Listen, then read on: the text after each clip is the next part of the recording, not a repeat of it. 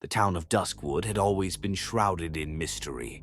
Whispers of strange occurrences passed from generation to generation, but none were as terrifying as the legend of the Hellhound Cerberus.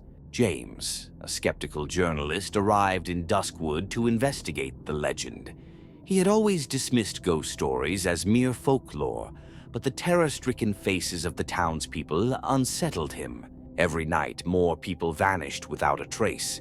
Some claimed to hear a low growl in the wind. Others spoke of glowing eyes in the darkness. Determined to uncover the truth, James ventured into the abandoned church where, according to legend, a cursed altar served as the gateway to the underworld. Suddenly, a chilling howl shattered the quiet, sending a tremor through the very foundation of the church. A guttural snarl echoed from the altar, followed by the sound of claws scraping against stone. James turned, his breath hitching as three massive heads emerged from the darkness, each with glowing red eyes and fangs dripping with molten saliva. Paralyzed with fear, James watched as the beast stepped forward, its enormous paws leaving scorched imprints on the stone floor. The scent of sulfur filled the air, and the heat radiating from its form made his skin blister. With a deafening roar, Cerberus lunged. James dove behind a pew, his heart pounding as the beast's massive claws shredded the wood like paper. He fumbled for his camera, desperate to capture proof of the creature.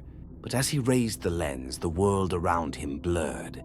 Shadows stretched unnaturally, the air became heavy, and the church itself seemed to collapse inward.